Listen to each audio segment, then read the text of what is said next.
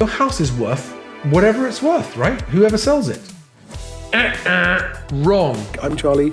Welcome to Moving Home with Charlie, and thank you for coming. Charlie Landingrop in Sussex is the founder of Best Agent and presenter of Moving Home with Charlie. If you want to find one of these guys, look out for those compassionate professionals. All estate agents are not the same. So, Charlie, what would be your advice for people interested in buying new builds right now? Don't overpay. Do buy, but don't overpay. That's why I say disregard the guff. Read into the numbers and look, and it's buried. The bad news is buried in the small print, okay? Good evening, everyone. Welcome to the Property Press Awards. They may or may not be telling the truth, but you should form your own view. Get out and view, get out and view, get out and view. You cannot be in a position to make offers and have the offers accepted if you're not viewing. So be out there viewing. Pay attention to the back of the class. If you've not been watching my videos, I did one just a couple of days ago. Disregard the guff, guys. Good afternoon. Impromptu Friday afternoon. I decided to do this as a live stream rather than a pre-recorded 5 Facts Friday. Gets it out there quicker. So who do we have here today? Hello, John Rocks, Tygonosaurus, 3-Player Politics. I'm going to crack into this. This is going to be a short one, okay? So this Friday, which is the 17th of March, 2023, I'm going to talk about the 5 facts of the week. So these are not opinions or projections. They're facts that have happened that you can verify that I think are the biggest impact on the housing market. And we're going to do a countdown starting with number 5. Although number 5, actually, if it's true, will impact the market in a large way. But let me start here. So number 5, I did a survey. And I'm just going to put this on the screen. So I did a survey on Twitter and on YouTube asking, is the unfolding situation in the banking sector affecting your intention to move home? And most worryingly of all for the transaction numbers for estate agents is that 34% on Twitter said, I've put my move on hold until it's over. The rest are various levels of proceeding with caution. But so 2/3 proceeding, 1/3 deciding to put it on hold. And it was a similar outlook on YouTube as well. Sorry, I'm pressing the wrong buttons here. So there are the results on YouTube as well. Okay, there we go. So similar plans, 31% putting my moving plans on hold. Most people are saying it won't affect my move unless it reaches the UK banks, or saying I'm concerned, watching it closely, but proceeding with caution. Okay, so that's fact number 1, is that roughly 1/3 of movers are pressing pause on their moving plans until the banking situation unfolds. Straight on to number 2. So the Bank of England put out some figures, and I've linked to all of these below as usual in the comments and the description of the show notes. The Bank of England put out a story, put some facts out, showing that the Q4 mortgage lending in total, where is it? Let's get to the right graph. Sorry, guys. There, that's the one. Q4 lending in total, which is that orange line, dropped from 87 billion in Q3 to 58 billion in Q4, which is about a 29 billion reduction in money lent to buy new houses. Okay, that's new commitments. So just for people who understand that if that money is taken away or not lent to buy houses, it reduces the demand on houses and will bring prices down. And that was happening in Q4 last year. And these things take a while to play out. That's fact number 2. Okay, mortgage lending was down 29 billion in Q4. And you can see the sharpness of the drop, what a big drop it was. And that's also quite a lot lower than the Q4 the previous year. So the year-on-year comparison also shows a big drop. Number 3, the Telegraph put out a story yesterday saying homeowners pull properties from sale after buyers make low ball offers.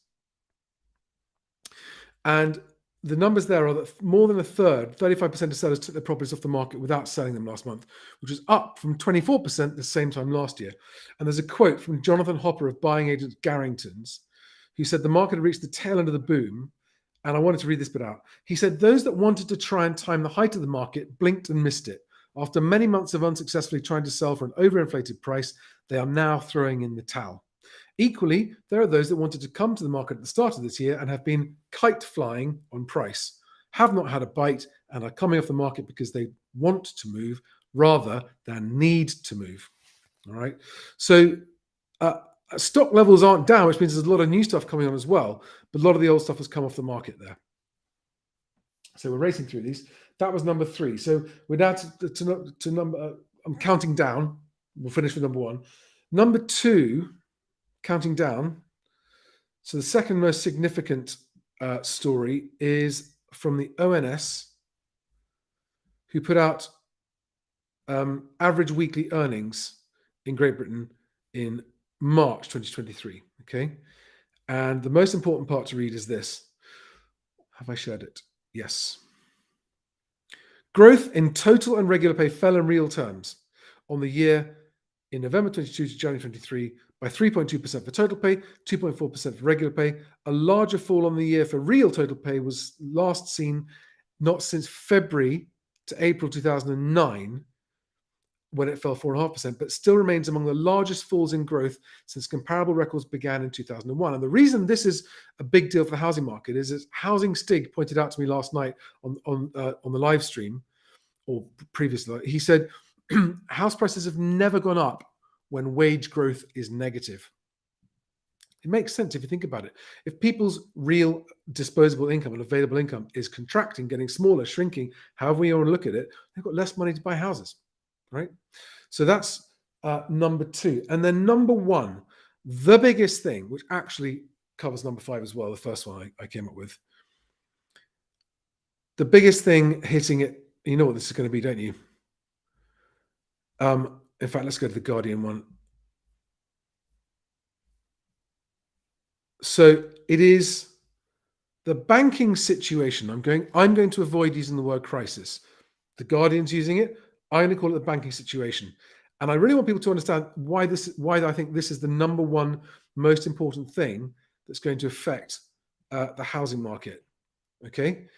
It is because it's looking like there is a possibility of another credit crunch happening, which is when lenders stop lending.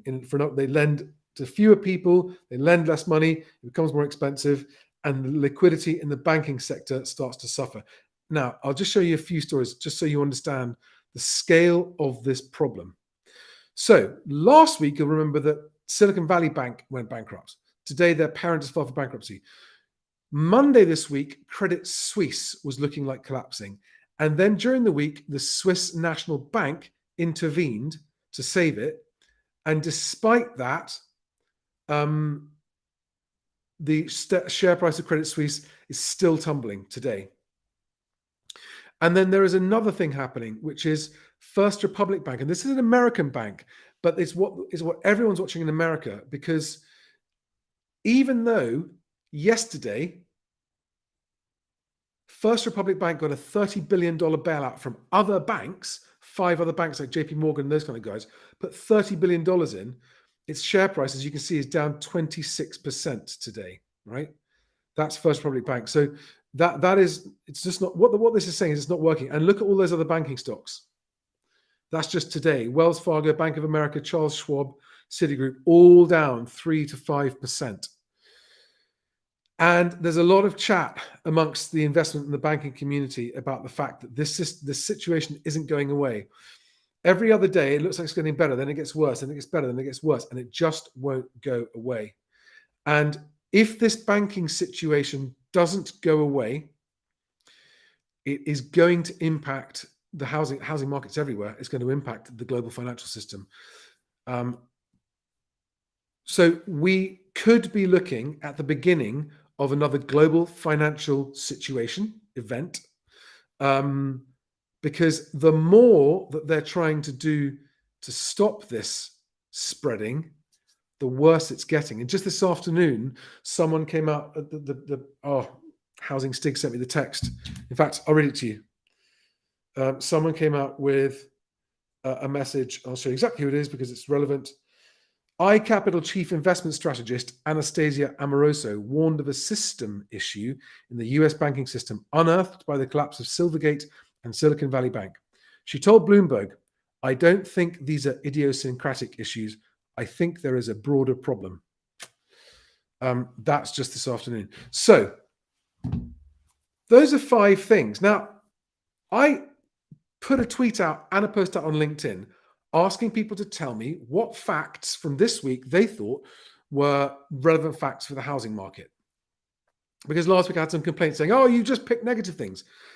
These, if anything was positive, I would be picking that too as a salient fact. But these are the 5 most significant factors affecting the UK housing market this week, as I see it. There's a bonus one.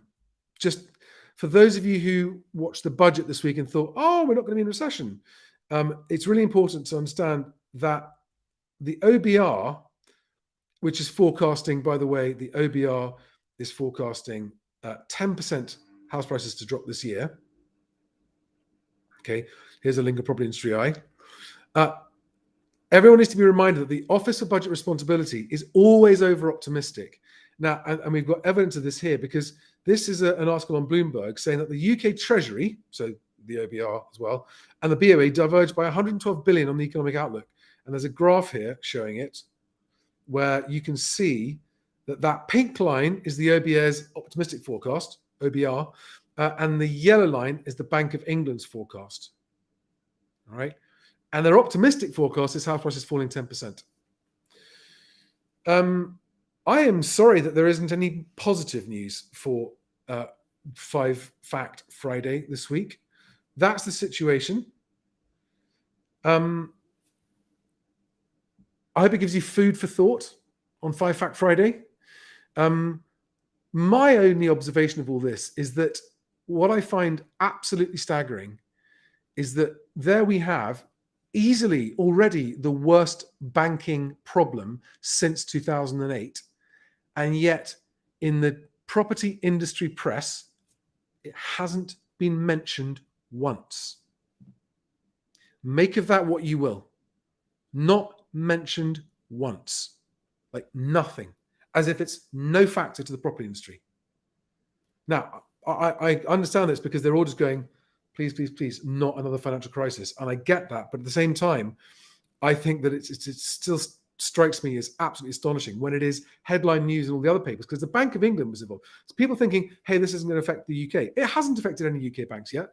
But the Bank of England put out a statement saying that they were in talks with the Swiss National Bank to try and stop Credit Suisse collapsing. So if this situation gets worse, it will affect the UK. I am not predicting that it's going to get worse. Don't call me a doom monger. I'm not making any predictions. I'm simply saying if the situation gets worse, then it will affect the UK banks whether we like it or not.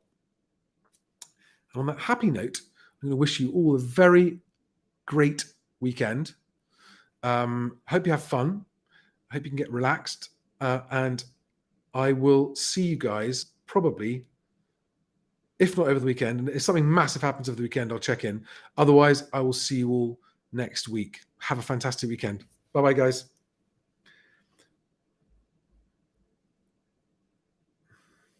Hi, Connor.